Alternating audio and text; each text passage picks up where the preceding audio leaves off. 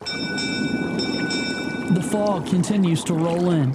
The dark of night deepens until all is black. Ahead, a rocky shoal beckons where certain tragedy awaits. Your ship plows forward, pushed by the storm. Just as your hope begins to subside, you see it, the light from the lighthouse that guides you to safety, faithfully kept by the Lightkeeper. Hi, I'm Rob Jackson. Welcome to Lessons from the Lightkeeper, a special series on the Ed Leader podcast. I've been absolutely delighted by the feedback for this special series. It seems to have resonated with many of our Ed Leaders in the Ed Leader podcast community. I certainly appreciate all of your comments and your thoughts around the lessons from the Lightkeeper. If you haven't participated in the conversation yet, I would certainly encourage you to do so, as we each have the opportunity to learn from and be encouraged by each other. One way you could certainly do that is on Twitter. The Ed Leader Podcast Twitter handle is @EdLeaderPod. If you quote tweet or retweet or reply to one of the episode announcements and share your thoughts about that particular lesson, all of us benefit and are able to grow from your thoughts or be encouraged by them, and we certainly appreciate all of those. In the Lessons from the Lightkeeper, we've been working through the book Talent is Never Enough by John Maxwell. I certainly appreciate his leadership in my life as he's shared the things he's learned throughout his life, particularly about leadership in general. So much absolutely applies in a real and authentic way to our work in educational leadership. As we've worked through the Lessons from the Lightkeeper series, we started with the lesson Belief Lights the Light. It's the belief that we have in children, the belief that we have in each other, the belief we have in schools and in education that lights the light and sends out that light into a world filled with all kinds of chaos and stress and negativity. A light of hope, a light of strength, a light of safety, a light of care. That light is lit by the belief of the educators in the building. Belief lights the light. The light, though, is energized by our passion. The second lesson was passion energizes the light. Where does the light's energy come from? From our passion. When we're working in the area of our passion and sharing how much we love this work, how we are just fired up and energized by the opportunity and the ability to make a difference for others, it really fires up that light and keeps it shining. The last lesson we shared prior to this episode was around initiative. That initiative activates the light. Initiative is the light switch that flips it on. Because while I may believe in children, and while I may be passionate about their success, if I don't do anything with that, then I've made no difference at all. That initiative activates the light. And so the light has been lit by our belief, it's been energized by our passion, and it's been activated by our initiative. But if we turn on a light, it certainly shines. But there's a difference, it seems, when we think about the light from a lighthouse. That light doesn't seem to just be shining. It seems to be shining out in a very real and purposeful way. What is the difference in the light that's coming from a lighthouse and any other light? The truth is, the difference is focus. Today's lessons from the Lightkeeper is focus directs the light. You see, a lighthouse light is a concentrated beam, focused by special lenses. Because of its highly increased intensity, this beam of light can travel a very long distance. The design of the lighthouse light as we know it today originated all the way back at the beginning of the 18th century. The French inventor Augustin Fresnel correctly deduced that light was pure energy that traveled in waves. And then he spent his life developing lenses and reflectors that could capture and concentrate the light. The first lighthouse optics that he designed combined highly polished prisms with an array of lenses that captured light and concentrated it back into a main beam. The design was concentric in arrangement, funneling the light into a beam that was many times brighter than its source. This light could be seen for more than 20 miles. Imagine that, a light that can be seen for more than 20 miles. His design, Fresnel's design of concentric glass rings to concentrate light, is still being used today in automobile headlights and traffic signals and projectors. You see, he recognized light as energy, and he kept funneling it back on itself. He kept focusing all of that energy into one place.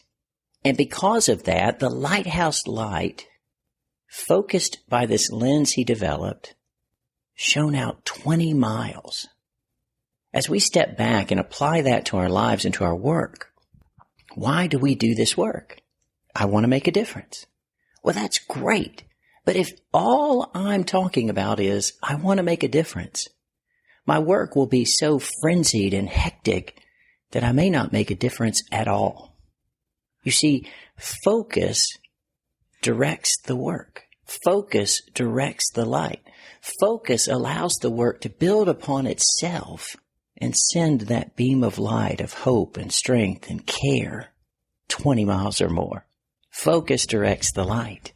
Recently, I saw a motivational poster, and it said this: approach every challenge with a level head, unwavering focus, and a determination to light the way for others to succeed. That unwavering focus is what we absolutely need. You know, we may make lots of to-do lists, and we laugh as ed leaders at the end of the day when we look back at that to-do list and recognize that we've checked off very little from the to-do list, but we couldn't have worked any harder. In the middle of a task, someone comes to the door. In the middle of a task, the phone rings, or an email comes into our inbox, and suddenly our day looks very differently. If we're not careful, if we lack focus, though, we don't have the opportunity to make a real and lasting difference. One example is being in classrooms. Every ed leader I know says, I love to be in classrooms. I need to be in classrooms. Classrooms is where I should be.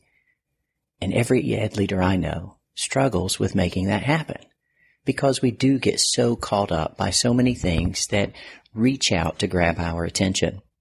One strategy is scheduling the time on our calendar to be in classrooms.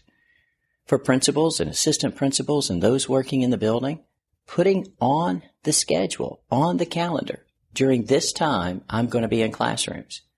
Working with my teammates, with the other assistant principals or with the principal to say, hey, on Tuesday during second period, I'm going to be in classrooms.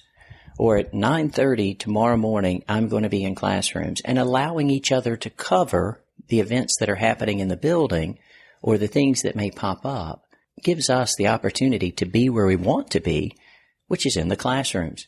For superintendents and central services, the same is true. Putting on our calendar, I'm going to be in the schools at this time on this date, allows others to recognize, oh, he's in the schools. I need to reschedule that for another time. That prioritization through events scheduled purposely on our calendar allows us to focus and be where we need to be. John Maxwell says focus does not come naturally to most people. He says, wherever you are, be all there. Be purposeful in the moment. Be present, Stephen Covey would say. Wherever you are, be there. Focus increases our energy. As we think about Fresnel's light lens in the lighthouse, where the concentric rings continue to focus the light energy back into a single beam, that focus increases the energy of the light and it travels 20 miles or more. When we focus our work on a task, we wind up having more energy for the task. That focus builds up our ability to make a difference. Attempting everything, like attempting nothing, will absolutely drain us. If you try to do everything for everyone, at the end of the day, you'll be incredibly tired and you may not have accomplished anything, because we really can't do everything for everyone in any kind of meaningful way. But it's also like, if I'm trying to do everything, I might as well be doing nothing because I'm really not getting something accomplished. That focus is crucial. You see, focus lifts us and expands our work, but it must be intentionally sustained. I have to continue to recycle back to focus, Rob. Focus, Rob. This is what I want to work on. Focus. Another strategy I use in my work area is Post-it notes. I will place a Post-it note on the edge of my computer monitor that reminds me of what I want to focus on. It helps keep the distractions at bay. Some folks will put Post-it notes on their bathroom mirror so as they start the day, they are focused in on their day and ready to go and be attuned to the task at hand. Your ability to focus can be grown. John Maxwell says the way we do that is by being intentional, making every action count. He encourages us to challenge our excuses. When there's something we think that keeps us from not accomplishing a task, he really encourages us to challenge that, to really dig into that, to see if it really is something that holds us back or if it's just an excuse. He says we've got to be careful to not let yesterday hijack our attention. Will Rogers said, don't let yesterday take up too much of today.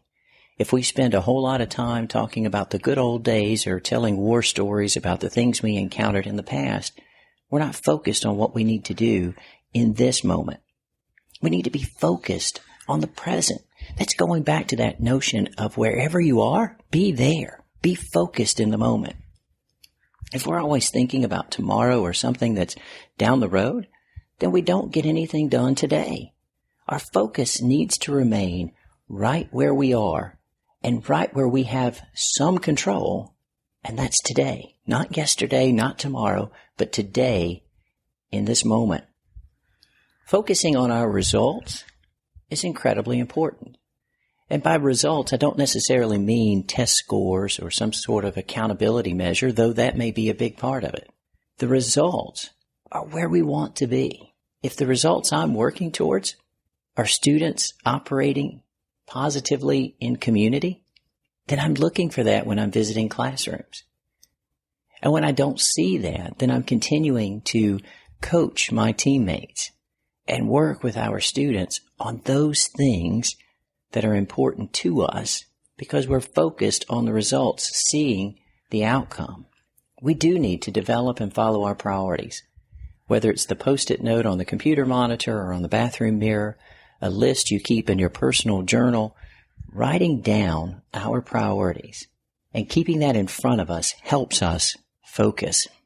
One of the areas that John Maxwell spent a lot of time thinking about and writing about is this thought of working on our strengths and not our weaknesses. You know, it seems that we are taught to look at where we're weak and work to improve that. John Maxwell says, though, for leaders, we have strengths. And when we operate in our area of strength and build upon our strengths, we can accomplish much more than if we're spending all of our time and our focus in weak areas. Now, that's not to say we just continue to be weak in an area that's known to us, but to really think about, if I'm great at relationship building, I want to really work on relationships. I want to use that to the advantage of the work, building upon my strengths. And then he says, in terms of really focusing, to hold off on the rewards until the job is done, to not take that big pause right in the middle, but to say, once we get there, we're going to celebrate, and then to really celebrate in a real and authentic way. My friends, belief lights the light. Passion energizes the light. Initiative activates the light. Focus directs the light. I want to thank you for all that you're doing in this moment. Our students, our families, the ed leaders around us, they need us. My friends, thank you for continuing to shine the light. Good day. Thank you for listening to the Ed Leader Podcast. Please subscribe to the podcast and consider leaving a review with 5 stars on Apple Podcasts so that we may continue to grow the Ed Leader community. We hope that you have enjoyed your time with Dr. Jackson. Until next time.